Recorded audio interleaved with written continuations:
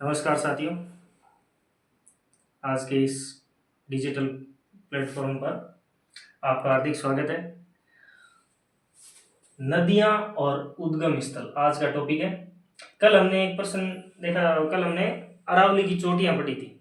तो उसके अंदर आपको पूछा था कि भी कौन सी चोटियां उत्तरी अरावली में है, कौन सी मध्य अरावली में है, कौन सी दक्षिण अरावली में है।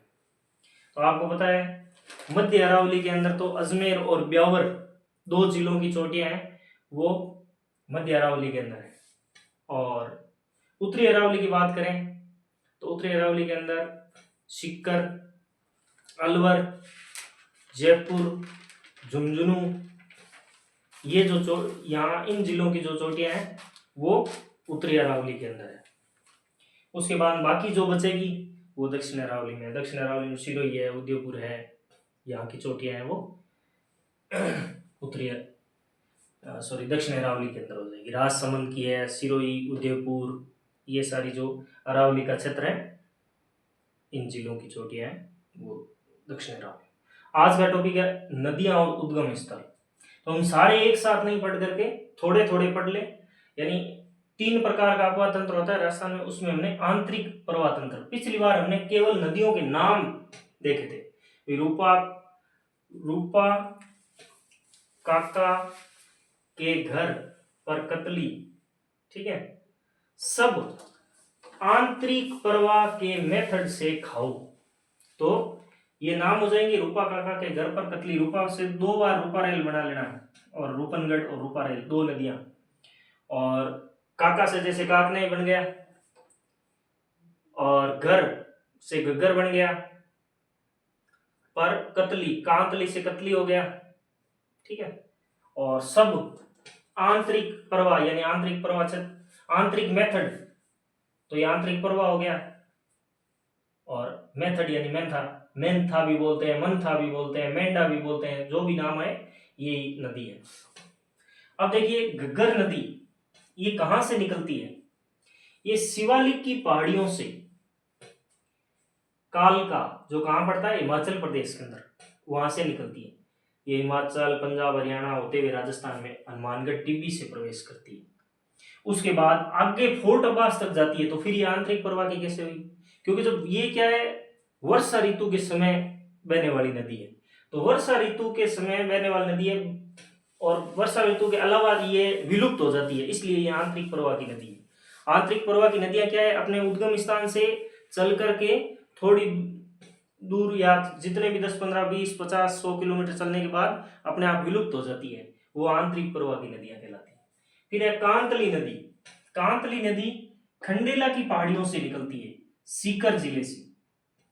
और ये कहां कहां बहती है? सीकर और झुंझुनू में। एक तो वही है, जिस जिले से निकलेगी वो जिला प्रवाह क्षेत्र हो जाएगा, और एक हो सकता है या तो उसी जिले में विलुप्त हो जाए, या उससे अगले जिले में, या उससे अगले में, यानी राजस्थान के अंदर अंदर ये विलुप्त हो जाती है, सीकर और झुंझुनू।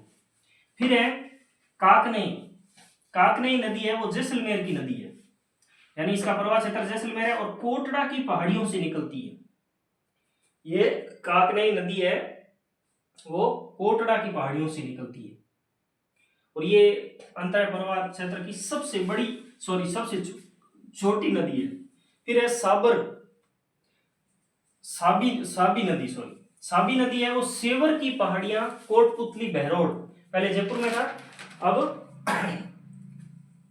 कोटपुतली बहरोड के अंदर आने लग गया। तो इसका उद्गम स्थल है वो सेवर की पहाड़ियां है, साबी सेवर, काकनई कोटड़ी, कांतली, खंडेला, क हो जाएगा ये, और घग्गर ये शिवालिक है। ये याद रखना आपको। एक रूपा रेल नदी है वो अलवर के उदयनाथ की पहाड़ियों से निकलती है। कहां से? अलवर की उदयनाथ की पहाड़ियां। अलवर की पहाड़ियां हैं वो सारी उत्तरी अरावली की पहाड़ियां हो जाएगी। ये कहां कहां बहती है? रूपा रेल नदी अलवर और भरतपुर, और अब नया एक और जिला कौन सा आ गया? डी। तो आपको पता है अलवर से निकलेगी वो अलवर भरतपुर में ही, भरतपुर वैसे याद रहेगा, और डी और जोड़ लेना।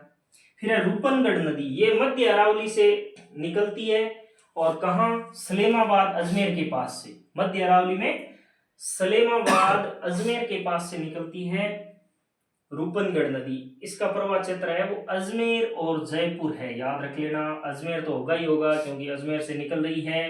दूसरा आपको एक याद रखना है, जयपुर। घग्गर में देखें तो हनुमानगढ़, गंगानगर, इसका तो आपको अच्छी तरह से याद ही है भी, शिवालिक की पहाड़ियों से होते हुए आती है और हनुमानगढ़ के अंदर प्रवेश करती है, गंगानगर, और आगे पाकिस्तान में फोर्ट अब्बास तक जाती है। उसके बाद देखें मेंथा नदी। मेंथा नदी मनोरपुरा की पहाड़ियों से, कहां से?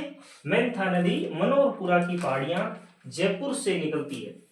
एक मनोर थाना है वो झालावाड़ में, एक मनोर थाना है वो झालावाड़ के अंदर, यहाँ मनोरपुरा है, मनोरपुरा की पहाड़ियां जयपुर। कौन सी नदी? मेंथा नदी। इसका प्रवाह क्षेत्र है वो जयपुरी है। तो ये आपको मेन तो उद्गम स्थल याद करवाना था, फिर मैंने देखा प्रवाह क्षेत्र और कर लेंगे।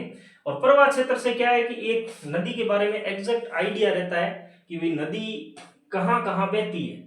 तो ये इससे आपको ध्यान में रहेगा, ये 7 नदियां हैं और सभी नदियां मोस्ट इंपोर्टेंट है, सभी से प्रश्न आते हैं। तो ये 7 नदियां, उद्गम स्थल।